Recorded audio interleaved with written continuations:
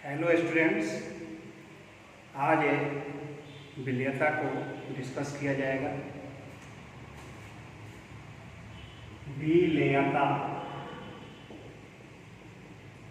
इसको इंग्लिश में सॉल्युबिलिटी कहते हैं। आपके सिलेबस में दो चीज पढ़ना है। पहला, द्रव में ठोस की विलेयता, और दूसरा पढ़ना है द्रव में गैस की विलेयता।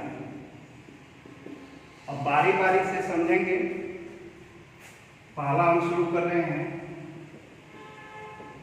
द्रव में ठोस की विलेयता। सबसे पहले इसको डिफाइन कर लें।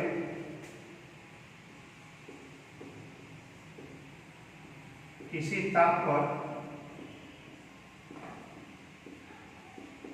विलेय का मतलब होता है घुलना, कि वह अधिकतम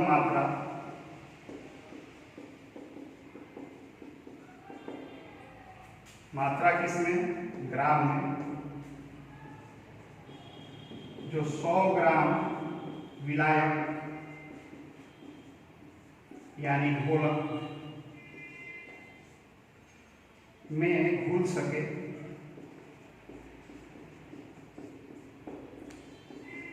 उसकी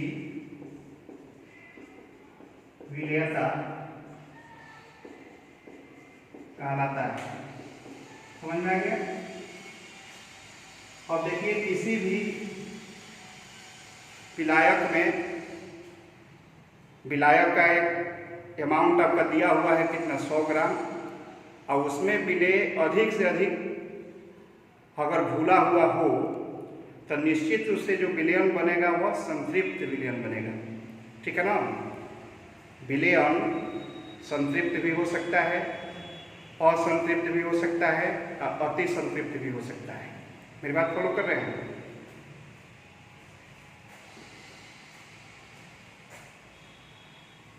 पहले असंतृप्त विलयन के बारे में समझें। असंतृप्त विलयन से पहले एक विलेयता निकालने का फॉर्मूला लिख लें। विलेयता बराबर होगा विलेय की मात्रा बाई विलायक की मात्रा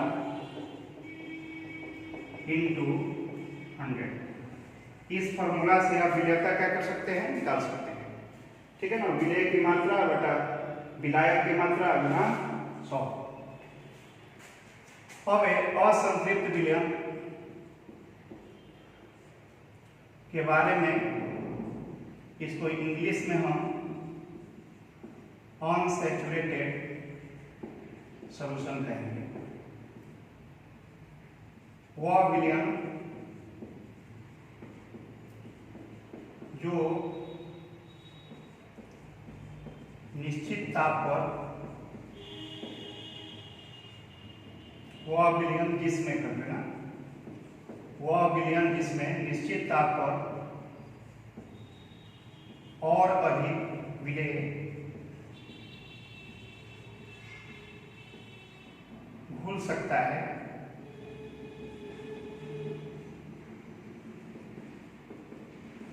असंतृप्त कहलाता है। ठीक है ना? वैसा विलयन जिसमें निश्चित ताप पर और अधिक विलेय घुल सकता है, उसको क्या कहेंगे? असंतृप्त विलयन। एक उदाहरण के रूप में, उदाहरण हम बाद में इसका देंगे, सबको बारी बारी से एग्जाम्पल के माध्यम से आपको समझाएंगे। ठीक है? इसको मिटा दें।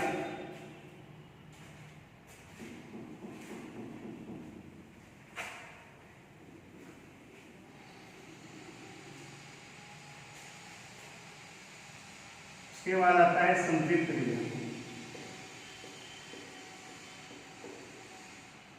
इसको इंग्लिश में सैचुरेटेड सॉल्यूशन कहेंगे। कैसे डिफाइन करेंगे? वह विलयन जिसमें निश्चित ताप पर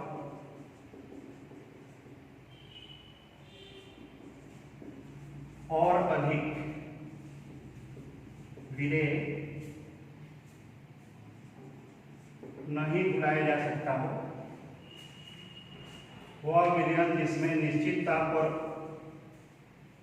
और अधिक विलय नहीं घुलाया जा सकता हो,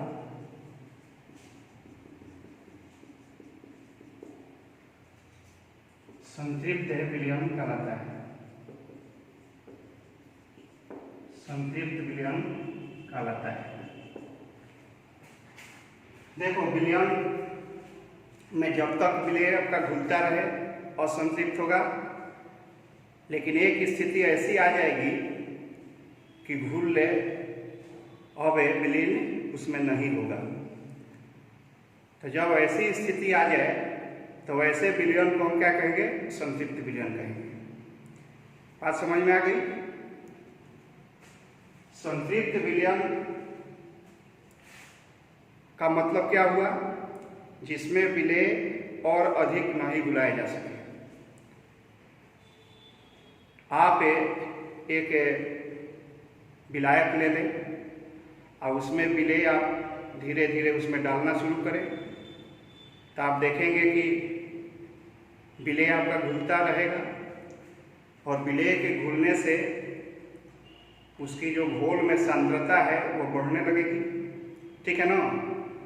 और अंततः ऐसा थोड़े है कि विलायक में जितना मन उतना आप विलेय क्या करें? घुला लें। एक स्थिति अंततः ऐसी आ जाएगी कि विलेय जो है अब विलायक में घुलना बंद कर देगा। तो ऐसी स्थिति में जो विलयन आपका प्राप्त होगा उसको हम क्या कहेंगे? संतृप्त विलयन कहेंगे। अब प्रश्न उठता है कि विलायक में विलेय क्यों नहीं घुलता है? ठीक है ना? क्यों विलेय का घुलना आपका बंद हो जाता है? संतृप्तता की स्थिति में विलेय क्यों घुलना बंद कर देता है? अब इसके लिए दो टर्म आपको समझ लेना होगा। सबसे पहला चीज, इसमें एक टर्म है विलायकीकरण, जिसको अंग्रेजी में डिल्यूशन कहेंगे। डिल्यूशन का मतलब हुआ विलेय का विलायक में घुलना। ठीक है ना? विलेय का विलायक में घुलने की जो क्रिया है, शॉर्टकट में आप लिख सकते हैं घुलने की क्रिया। ठीक है ना? इसको हम अंग्रेजी में डिल्यूशन कहेंगे, हिंदी में विलायकीकरण। और एक टर्म आपका आएगा क्रिस्टलन, एनसीईआरटी में भी जिक्र किया है। इंग्लिश होगा क्रिस्टलाइजेशन। क्रिस्टलाइजेशन का मतलब होगा विलयन से विलेय का अलग होना। विलयन से विलेय का अलग होना। ठीक है ना? इसको हम क्रिस्टलन कहेंगे। ये दोनों विपरीत प्रक्रिया है। विलायकीकरण विलेय का विलयन में जाना और क्रिस्टलन विलयन से विलेय का अलग हो जाना। तो दोनों एक दूसरे के क्या हुआ? विपरीत हो गया। अगर दोनों का वेग बराबर हो जाए तो निश्चित रूप से कहेंगे कि विलयन संतृप्त होगा, यानी कि उसमें और अधिक विलेय नहीं घुलाया जा सकता है। बात समझ? इसको आप थोड़ा समझ लीजिए।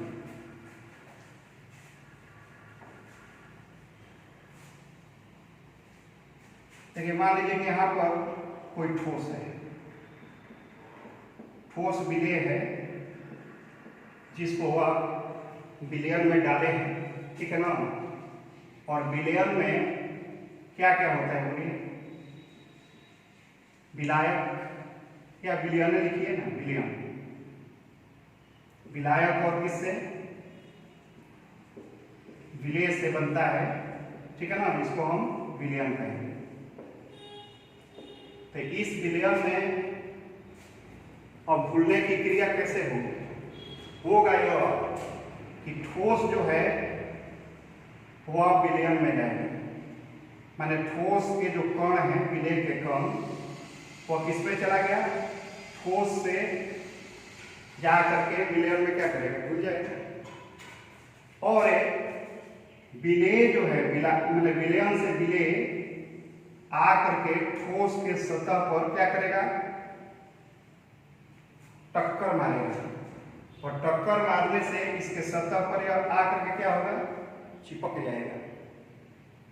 विलेय के कुछ जो कण होते हैं वह ठोस के सतह से टकराते हैं और टकरा करके उसी सतह के साथ चिपक जाते हैं। तो विलेय आप देखिए विलयन से यहाँ पर अलग हो गया, किस रूप में बदल गया, ठोस के रूप में। तो इसको हम कहेंगे क्रिस्टलन और इसको कहेंगे विलायकीकरण। बात समझ में आ गई, माने विलेय का विलयन में जाना विलायकीकरण, और विलयन से विलेय का बाहर होना क्रिस्टलन। अगर ये दोनों का वेग बराबर हो जाए तो निश्चित रूप से विलयन जो होगा वो संतृप्त होगा। इसको मिटा दें। मान लीजिए कि यहां पर आपका सॉल्वेंट है, घोलक, विलायक, और इसमें आप ठोस क्या कर रहे हैं, ऐड कर रहे हैं। तो ठोस को आप डालेंगे तो यह ठोस है, मान लीजिए कि यहाँ आकर के बैठ गया, धीरे धीरे न घुलेगा, ये कई बार घुल जाएगा, ऐसा तो नहीं होगा। तो ठोस मान लीजिए कि इस विलायक में, मतलब इस पात्र के पेंदी में आकर के क्या हुआ, बैठ गया, भारी है, बैठ जाएगा। अब यहाँ से ठोस जो है वह है इसमें जाना शुरू करेगा, बोलो, ये विलायक के साथ मिलना शुरू होगा, विलायक में घुलना शुरू होगा और किसका निर्माण होने लगेगा, घोल का।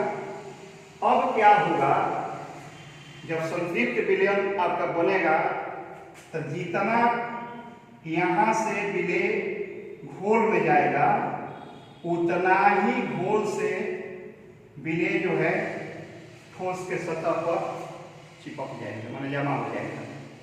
तो बताइए कि अंततः इस सॉल्यूशन में विलेय की मात्रा में कोई परिवर्तन होगा, नहीं होगा। अंत में एक ऐसी स्थिति आएगी कि इस ठोस से जितना विलेय घोल में जाएगा और उतना ही विलेय यहाँ पर जमा हो जाएगा। तो बताओ कि यहाँ पर विलेय की जो मात्रा है घोल में वो तो ज्यों का त्यों हो गई, यानी कि कांस्टेंट हो गया। तब कह सकते हैं कि यह विलयन निश्चित रूप से कैसा विलयन है, संतृप्त विलयन है। तो संतृप्त विलयन कब होगा, जब बोलिए विलायकीकरण की दर माने वेग बराबर हो किसके वेग के, क्रिस्टलन के वेग के। अगर विलायकीकरण का दर क्रिस्टलन के दर के चाहे वेग के, क्रिस्टलन की दर के क्या हो जाए, बराबर हो जाए, तो निश्चित रूप से विलयन आपका क्या होगा, संतृप्त होगा, उसमें अब विलेय कोई नहीं मिलेगा। बात समझ में आ गई। अब संतृप्त विलयन का जो संतृप्त विलयन, ठीक है ना, की जो सांद्रता है, संतृप्त विलयन की जो सांद्रता है उसी को हम क्या कहेंगे, विलयता कहेंगे। कहेंगे कि नहीं कहेंगे। अगर विलयन आपका संतृप्त होगा तब विलेय अपने अधिकतम मात्रा में उसमें मौजूद होगा, और विलेय की अधिकतम मात्रा ही विलयता कहलाती है। तो निश्चित रूप से कह सकते हैं कि संतृप्त विलयन की सांद्रता, या आप कह सकते हैं कि संतृप्त विलयन में विलेय की सांद्रता, दोनों टर्म का उपयोग कर सकते हैं। विलेय के पद में ही विलयन के सांद्रता को क्या करते हैं, प्रकट करते हैं। तो संतृप्त विलयन की जो सांद्रता होगी वही आपका क्या होगा, विलेयता होगा। क्लियर। अब देखिए असंतृप्त विलयन, संतृप्त विलयन को एक और छोटा सा उदाहरण द्वारा समझने का प्रयास करिए। ये तो मैंने बता दिया विलायकीकरण क्रिस्टलन के आधार पर। जब विलायकीकरण और क्रिस्टलन दोनों का दर क्या हो जाए, बराबर हो जाए, तो साम्यावस्था प्राप्त हो जाती है। कौन अवस्था, साम्यावस्था कहेंगे ना, जब दो विपरीत प्रक्रिया का वेग क्या हो जाए, समान हो जाए, तो उसको साम्यावस्था कहते हैं। तो साम्यावस्था, जो गतिक साम्यावस्था प्राप्त होगा वह सिर्फ संतृप्त विलयन के ही स्थिति में मिल सकता है, असंतृप्त में ऐसा नहीं होगा, क्योंकि दर समान होगा ही नहीं। साम्यावस्था वाले समझ रहे हो ना क्या, विलायकीकरण की दर किसके बराबर हो, क्रिस्टलन की दर के बराबर हो, तो इसको हम गति के साम्यावस्था कहेंगे। यानी कि विलयन, विलयन का मतलब द्रव, ठीक है ना, और ठोस जो विलेय के रूप में है ठोस, इसके बीच एक साम्यावस्था क्या होगा, स्थापित हो जाएगा, जो 11th क्लास में भी आप पढ़ेंगे। 11th क्लास में आप पढ़े थे कि साम्यावस्था दो प्रकार की होती है, भौतिक और रासायनिक। जैसे आपने पढ़ा था ना कि द्रव से अगर गैस बने तो इस क्रिया को हम वाष्पीकरण कहेंगे, और गैस से अगर द्रव बनाएंगे तो इसको सम्मिलन कहेंगे। और दोनों का वेग बराबर हो जाए तो कहेंगे कि द्रव और गैस में क्या है, साम्यावस्था है। गैस और द्रव के बीच साम्यावस्था है। तो जब दो विपरीत प्रक्रिया का वेग बराबर हो जाए तब साम्यावस्था क्या होती है, उत्पन्न हो जाती है। और ऐसी स्थिति संतृप्त विलयन में ही संभव है, असंतृप्त विलयन में कोई साम्यावस्था वगैरह नहीं होता है। अब मैं बताना चाहूंगा, जैसे मान लीजिए कि 20 डिग्री सी ताप पर NaCl की विलयता होता है 36 ग्राम पर 100 ग्राम जल। मान लीजिए कि यहाँ पर एक बीकर है और एक बीकर यहाँ पर है। यहाँ आपने 30 ग्राम NaCl दिया और यहाँ 100 ग्राम आपका वाटर है, 100 ग्राम आपका वाटर है इसमें। इसमें भी आपका 100 ग्राम क्या है, जल है, 100 ग्राम। अब बताओ कि 30 ग्राम इसमें जब ऐड करोगे, 30 ग्राम, तो यहाँ पर जो सॉल्यूशन बनेगा यह कैसा सॉल्यूशन होगा। 30 ग्राम ऐड करोगे तो घुल जाएगा कि नहीं घुल जाएगा, घुल जाएगा, क्योंकि इसमें घुलाने की क्षमता 36 ग्राम है। अब 30 ग्राम आप इसमें डाल रहे हैं तो और माने इसमें विलय घुल सकता है। तो निश्चित रूप से यह विलयन जो होगा असंतृप्त होगा। ठीक, अगर आप 40 ग्राम ले लीजिए, 40 ग्राम NaCl, और इसमें आप डालेंगे तब क्या होगा, 36 ग्राम तो इसमें घुल जाएगा, और 4 ग्राम जो आपका NaCl है 5 की पेल्ली में क्या होगा, बैठ जाएगा। तो बताइए कि यहाँ जो अब सोल्यूशन प्राप्त हुआ यह कैसा सोल्यूशन होगा। तो यह निश्चित संतृप्त होगा, क्योंकि इसमें और अधिक विलय आप नहीं घुला सकते हैं। ऑलरेडी पहले से ज्यादा विलय तो इसमें मौजूद है जो कि नहीं घुल पा रहा है, तो और इसमें आप कहाँ से मिला सकते हैं। तो निश्चित रूप से यह जो आपका विलयन होगा यह कैसा होगा, संतृप्त होगा। बात समझ में आ गई ना। जिसमें और अधिक विलय मिलाए घुला सकते हो तो उसको हम असंतृप्त, और जिसमें नहीं घुला सकते हो उसको संतृप्त। ज्यादा इसमें दिमाग खर्च नहीं करना है।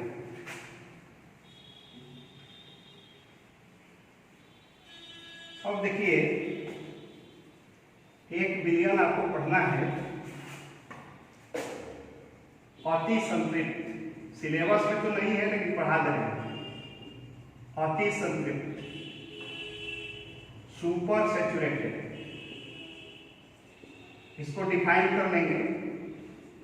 वह संतृप्त विलयन जिसमें विलेय की मात्रा, ठीक है ना, उस विलयन के संतृप्त होने के लिए आवश्यक विलेय की मात्रा से अधिक घुली हो, क्या कहता है, अति संतृप्त विलयन कहलाता है। विलेय की मात्रा जितना घुलना चाहिए ताकि विलयन आपका कैसा बन जाए, संतृप्त है, और उससे भी ज्यादा मात्रा में अगर विलेय उस विलयन में मौजूद है तो वह विलयन कैसा होगा, वह निश्चित रूप से अति संतृप्त होगा। बात समझ में आ गई। अब देखिए जैसे उदाहरण,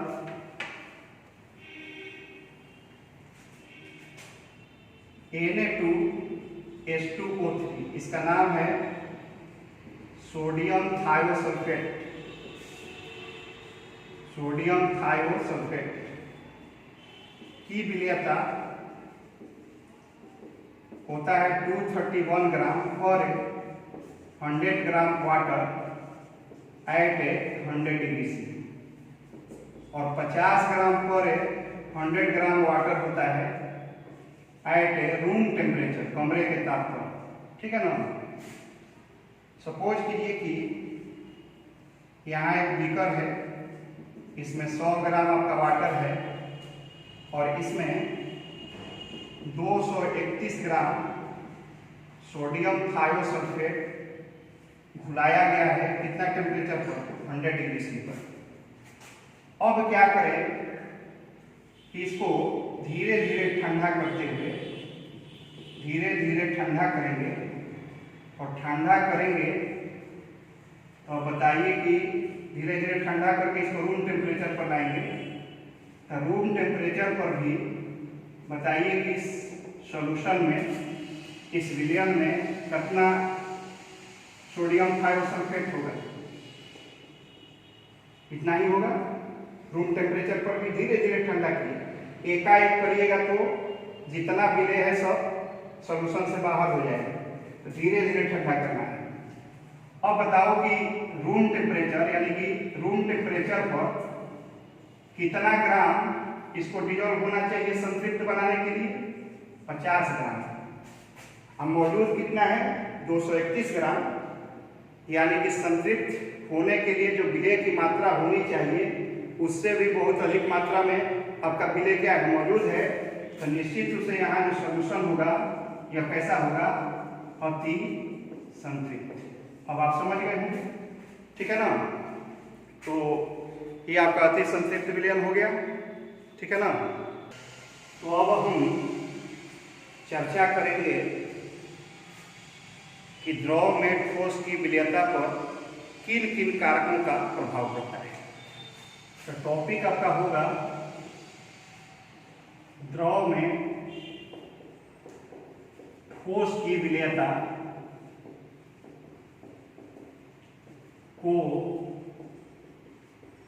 प्रभावित करने वाले कारक, कारक माने फैक्टर होता है, ठीक है ना। देखिए इसमें पहला फैक्टर होगा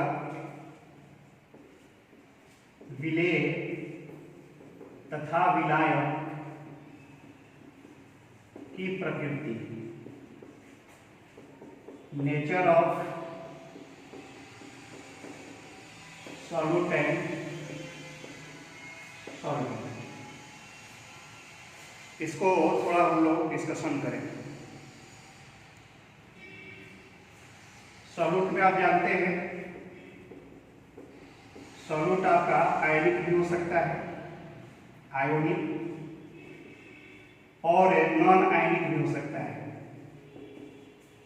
नॉन आयनिक, ठीक है ना। आयनिक होगा और नॉन आयनिक होगा। आयनिक सॉल्यूट में जैसे मान लो कि NaCl है, माने वो ऐसा सब्सटेंस जो आयन से बना हुआ। आप देखिए Na में NaCl में Na+ है और Cl क्या है माइनस, Cl माइनस और Na+ से यह बना हुआ है, तो निश्चित रूप से यह आयनिक कंपाउंड है, ठीक है ना। और इसके बीच में आयनिक बॉन्ड बनेगा। कैसा बॉन्ड बनेगा? Ionic bond. और नॉन आयनिक जो आपके सॉल्यूट होंगे उसमें ध्रुवीय भी हो सकता है, ध्रुवीय और अध्रुवीय भी हो सकता है, ठीक है ना। पोलर भी हो सकता है इसमें और नॉन पोलर भी हो सकता है। मेरी बात फॉलो कर रहे हो? और विलायक पर अगर बात करें, विलायक पर, तो इसमें भी दो प्रकार के हो सकते हैं, ध्रुवीय और अध्रुवीय, ठीक है ना। पोलर और नॉन पोलर। पोलर में जैसे क्या हो सकता है? H2, ठीक है ना। पोलर में आपका हो सकता है NH3, पोलर में आपका हो सकता है CH3COOH, HF, ठीक है ना, C2H5OH। ये सब जितने भी सॉल्वेंट अगर होंगे तो ये पोलर सॉल्वेंट कहलाएंगे। नॉन पोलर में जैसे आपका CCl4 हो जाएगा, कार्बन टेट्राक्लोराइड, बेंजीन हो जाएगा, टॉलुइन हो जाएगा, ईथर हो जाएगा, डाइथाइल ईथर को सिंपली ईथर कह सकते हैं, ईथर आपका हो जाएगा, ठीक है ना। हेक्सेन हो जाएगा, साइक्लोहेक्सेन हो जाएगा। तो ये सब जितने भी अगर मॉलिक्यूल्स विलायक के रूप में यूज होंगे तो ये नॉन पोलर कहलाएंगे, ये सब पोलर कहलाएंगे। बात समझ में आ गई? अब देखिए सॉलिडिटी का एक जनरल प्रिंसिपल है जो कि 11th क्लास में भी आपने पढ़ा था, इसको मिटा देना, नोट कर लीजिए।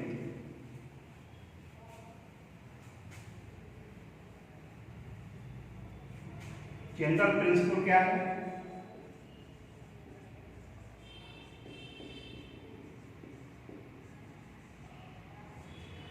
जनरल प्रिंसिपल है लाइक डिजॉल्व से लाइक, समान समान को क्या करता है? घुलाता है। समान समान को घुलाता है। इसका मतलब ये हुआ कि पोलर पोलर सॉल्वेंट में घुल जाएगा और नॉन पोलर सॉल्यूट होगा मिले तो नॉन पोलर घोलक में क्या होगा? घुल जाएगा। इसका मतलब ये हुआ कि ध्रुवीय जो घुल्य होगा, ध्रुवीय घोलक में घुलेगा, अध्रुवीय जो घुल्य होगा अध्रुवीय घोलक में क्या होगा? घुलेगा। इसका मतलब यही हुआ दोनों का नेचर सेम होना चाहिए। लोहा से ही लोहा कट सकता है, लकड़ी से थोड़े लोहा कटेगा। तो अगर ध्रुवीय को घुलाना है तो ध्रुवीय घोलक चाहिए और अध्रुवीय को घुलाना है तो अध्रुवीय घोलक चाहिए। कैसे? उदाहरण के रूप में जैसे मान लीजिए कि NaCl, NaCl आपका क्या है? ध्रुवीय। ध्रुवीय मैंने समझ रहे ना, जिसमें दो ध्रुव हो। तो यहाँ भी चूंकि आयन है, दो ध्रुव का ही काम कर रहा है, तो इस आयनिक को भी हम प्रबल ध्रुवीय कह सकते हैं, मैंने ध्रुवीय यौगिक के रूप में ट्रीट किया जा सकता है। एक्चुअली यह ध्रुवीय यौगिक नहीं है, यह आयनिक यौगिक है, लेकिन फिर भी इसको ध्रुवीय के रूप में ले सकते हैं। तो NaCl किसमें? जल में। जल का देखिए यही स्ट्रक्चर है, यह ध्रुवीय होता है, बताओ कि H अवोक में कौन ज्यादा इलेक्ट्रोनेगेटिव है, वो पार्शियल नेगेटिव पार्शियल पॉजिटिव। अब आइए इस बॉन्ड के लिए OH, इस पर पार्शियल पॉजिटिव, इस पर पार्शियल नेगेटिव। तो बताओ कि वाटर में दो एंड हो गया ना, एक माइनस एंड है और एक प्लस एंड है, तो निश्चित रूप से अब पोलर आपका गोलक हो गया। तो NaCl जल में क्या होगा, घुल जाएगा। लेकिन यही NaCl अगर बेंजीन हम ले लें, बेंजीन आपका अध्रुवीय है, में नहीं घुलेगा। बात समझ में आ रही है? NaCl आपका ध्रुवीय हो गया, अब बेंजीन आपका अध्रुवीय गोलक हो गया, तो ध्रुवीय अध्रुवीय में नहीं घुलेगा। सिमिलरली आप नेफ्थलीन पर चर्चा करें। नेफ्थलीन फॉर्मूला इसका क्या होगा, C10H8, यही इसका स्ट्रक्चर है, पढ़े होंगे 11th क्लास में। This is the structure of aniline naphthalene, sorry. अब इसमें कौन कार्बन है, देखिए 1 2 3 4 5 6 7 8 9 10। हाइड्रोजन एक यहाँ होगा, 1 2 3 4 5 6 7 8, ये आपका मॉलिक्यूलर फॉर्मूला होगा। तो नेफ्थलीन कैसा है भाई, ये आपका नॉन पोलर है। तो नॉन पोलर है तो यह किसमें घुलेगा, जल में नहीं घुलेगा। क्यों नहीं घुलेगा, क्योंकि जल कैसा गोलक है, पोलर है। लेकिन नेफ्थलीन ठीक है ना, किसमें, बेंजीन में। बेंजीन कैसा है, नॉन पोलर है, सॉल्वेंट में घुल जाएगा। इससे यही निष्कर्ष निकला कि ध्रुवीय ध्रुवीय में घुलेगा और अध्रुवीय अध्रुवीय में घुलेगा। ठीक है, इसको मिला देना।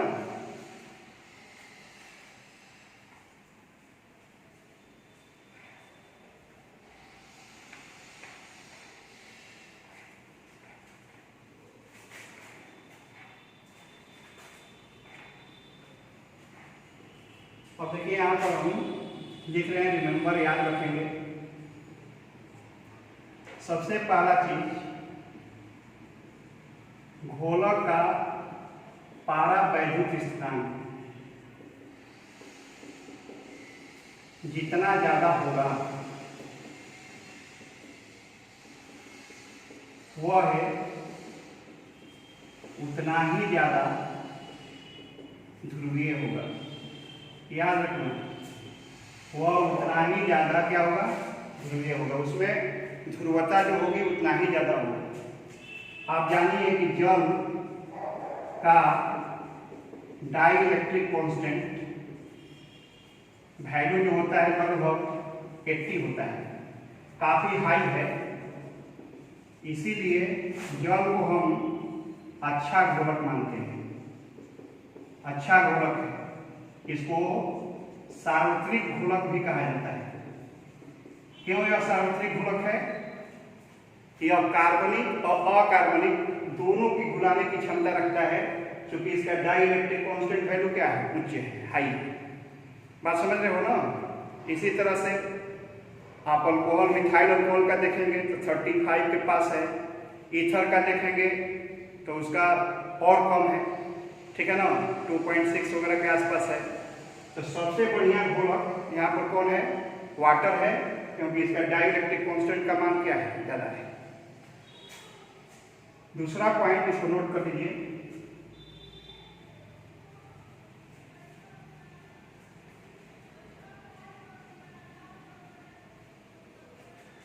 दूसरा इस पॉइंट नोट करिएगा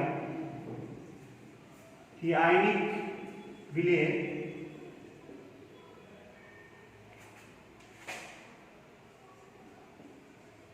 के घुलने के लिए, आयनिक विलेय के जल में कर दे रहे हैं। जल में घुलने के लिए लैटिस ऊर्जा कम होना चाहिए, किससे?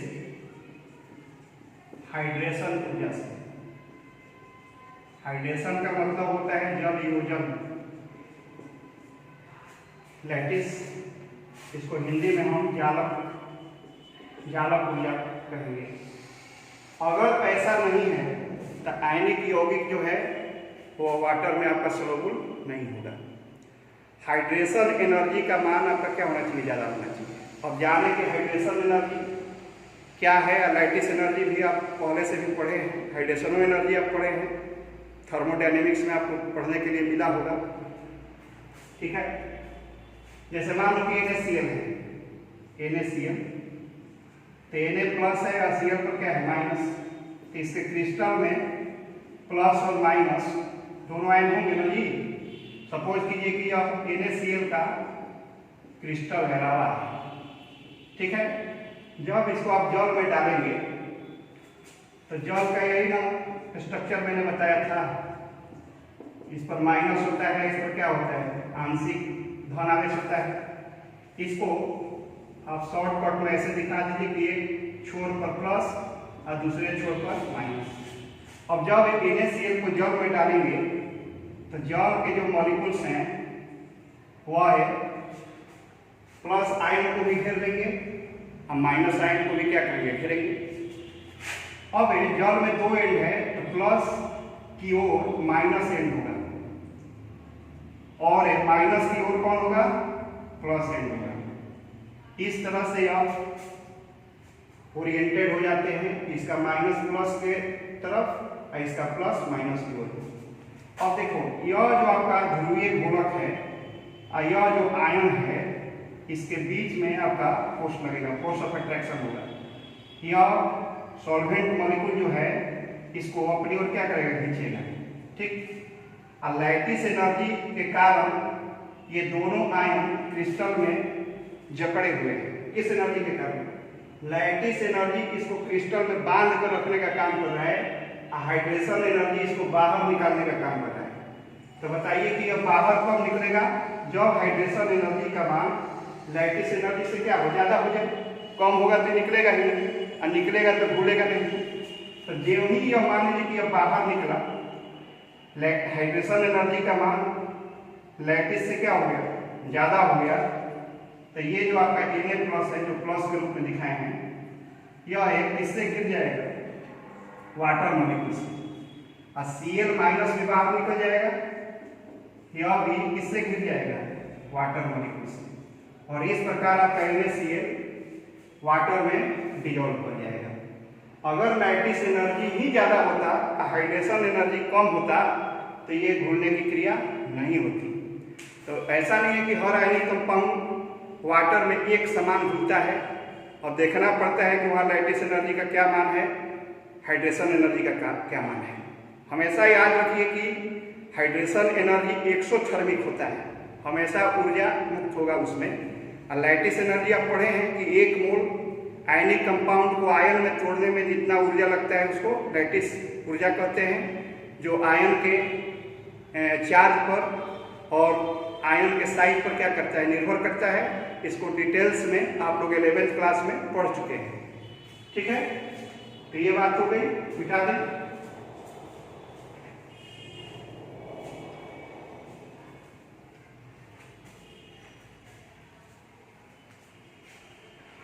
दूसरा जो फैक्टर है वह ताप है, टेम्परेचर। देखो, टेम्परेचर का विलेयता पर निश्चित प्रभाव पड़ता है। कुछ ऐसे ठोस हैं जिनकी विलेयता ताप बढ़ाने पर बढ़ती है, कुछ ठोस का घटता भी है, और कुछ ऐसे भी हैं जिनका पहले बढ़ता है और बाद में क्या होता है? घटता है। याद रखना चाहिए, यदि डिसोल्यूशन माने घुलने की क्रिया क्या हो? ऊष्मा शोषी हो, ऊष्मा शोषी हो, तब ताप बढ़ाने पर विलेयता बढ़ती है। सांकेतिक रूप से मैं लिख रहा हूँ, ताप बढ़ाने पर, ये ऊपर है, मैंने बढ़ाने पर विलेयता क्या होती है? बढ़ती है। जैसे आपका NaCl, NaNO3, KCl, KNO3, EtC, ये सब ऐसे ठोस हैं जिनकी विलेयता ताप बढ़ाने पर बढ़ेगी। क्यों? क्योंकि इनके घुलने की क्रिया ऊष्मा शोषी है। ऊष्मा का अवशोषण होता है तब घुलते हैं। मतलब ये हुआ कि विलेय प्लस विलायक में आप ऊष्मा देंगे तब आपका क्या बनेगा? विलयन बनेगा।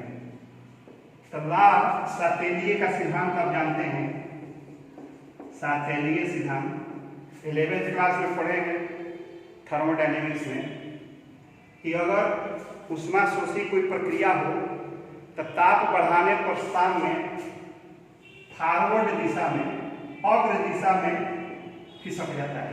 किस दिशा में? और अग्र दिशा में ही घूमने की क्रिया हो रही है। विलेय विलायक में मिल करके किसका निर्माण कर रहा है? विलयन का। तो निश्चित रूप से विलेयता क्या हो जाएगा? बढ़ जाएगा। इस सिद्धांत के आधार पर, ला सातेलिए सिद्धांत के आधार पर, यदि डिसोल्यूशन, एक चीज यहाँ ध्यान दीजिएगा कि यहाँ प्लस क्यों हम लिखे हैं, इसका मतलब हीट यहाँ एब्जॉर्ब हो रहा है। डेल एच का जो होगा चिन्ह वो निश्चित रूप से 0 से बड़ा यानी कि पॉजिटिव होगा। ऐसा भी दे सकता है क्वेश्चन में। यदि डिसोल्यूशन ऊष्माक्षेपी हो, ऊष्माक्षेपी का मतलब डेल एच लेस देन 0 यानी कि नेगेटिव हो, तो ताप बढ़ाने पर विलेयता बढ़ती है। जैसे सेरियम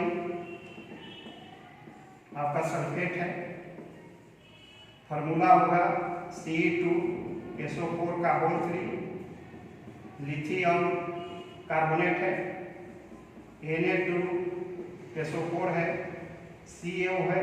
ये सब आप है जैसे कली चुना है, इसको जल में आप डालेंगे तो आप देखेंगे कि विलयन गर्म हो गया। इससे प्रमाणित हो रहा है कि ऊष्मा क्या हो रही है? निकल रही है। तो ताप बढ़ाएंगे तो उसकी विलेयता क्या होगी? घट जाएगी। ठीक है ना? तो इसमें क्या होगा? विलेय प्लस विलायक से क्या बनेगा? घोल, और ऊष्मा यहाँ पर क्या होगी? मुक्त होगी। तो ऊष्मा अगर मुक्त हो रही है तो ताप बढ़ाएंगे तो विलेयता क्या होगी? घटेगी। और ताप घटाएंगे, ताप क्या करेंगे? घटाएंगे, तो विलेयता क्या होगी? बढ़ेगी। ताप घटाएंगे तो विलेयता बढ़ेगी, ताप बढ़ाएंगे तो विलेयता क्या होगी? घटेगी। क्योंकि किस सिद्धांत के आधार पर? ला सातेलिए के सिद्धांत के आधार पर आपका सामने किधर खिसकेगा? पश्चिम दिशा में। किस दिशा में? बैकवर्ड डायरेक्शन में खिसकेगा। अब बैकवर्ड डायरेक्शन में आप देखिए घोल से विलेय विलायक अलग हो जा रहे हैं। ठीक है ना? तो पश्चिम दिशा में विलेयता क्या हो रही है? घट रही है। अग्र दिशा में आपका बढ़ रही है। तो पश्चिम दिशा में आएगा तो विलेयता निश्चित रूप से क्या होगा? बोलिए। विलेयता निश्चित रूप से घट जाएगा। कब? जब ताप बढ़ाएंगे तब। और ताप घटाएंगे तो विलेयता क्या होगा? बढ़ जाएगा। ठीक उल्टा। क्लियर हो गया? तो इस प्रकार से आप समझ सकते हैं। अब एक लास्ट फैक्टर है दाब, जिसको आप समझ लें।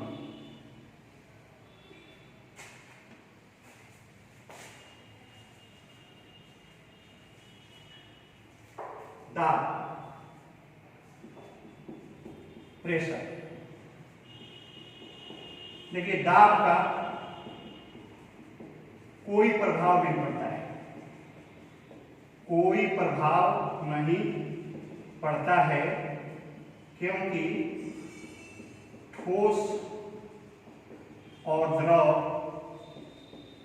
दोनों काफी असंपीड्य होते हैं। ठोस सबसे जानते हैं कि सबसे ज्यादा असंपीड्य इनकम्प्रेसिबल ठोस है, द्रव है, सबसे कम गैस होता है। तो ये काफी असंपीड्य हैं। तो दाब बढ़ाने से द्रव में ठोस की विलयता पर कोई प्रभाव नहीं पड़ता है। तो ये विलयता संबंधी बातें हो गई किसका, द्रव में ठोस की विलयता पर। अब अगले वीडियो में हम बताएंगे द्रव में गैस की विलयता और हेनरी का नियम। इंतजार कीजिए, धन्यवाद। अब एक ताप वाला में देखिए डिस्कस हम नहीं कर पाए, ठीक है ना, भूल गए थे। लास्ट में देखिए ताप वाला ही है। देखिए एक सब्सटेंस है Na2SO4 10H2, इसको हम ग्लोबल साल्ट करेंगे। इसकी विलयता पर ताप का कैसा प्रभाव पड़ेगा इस ग्राफ द्वारा समझिए। मान लीजिए कि इस एक्सिस पर आपका विलयता है, इस एक्सिस पर ताप है। इसका विलयता का कर्व ऐसा कुछ मिलेगा, ठीक है ना। पहले बढ़ेगा, फिर इस पॉइंट के बाद घटेगा। इसका संगत ताप निकालेंगे तो 32.4 डिग्री सी होगा। तो इसमें होता क्या है कि Na2SO4 10H2O के रूप में होता है कहाँ तक, 32.4 डिग्री सी के नीचे, ठीक है ना।